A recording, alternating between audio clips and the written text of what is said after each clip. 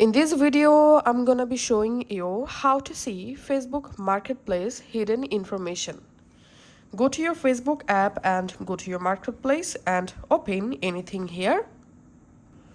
And now, scroll down and under description, tap on see more. And here we can see the contact is hidden information.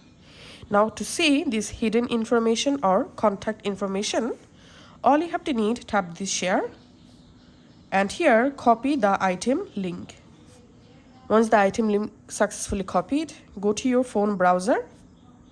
In browser, paste your item link that we just copied and tap on go. And the item will open in your browser. In here, scroll down and now we can see under description, we can see the contact or hidden information now visible.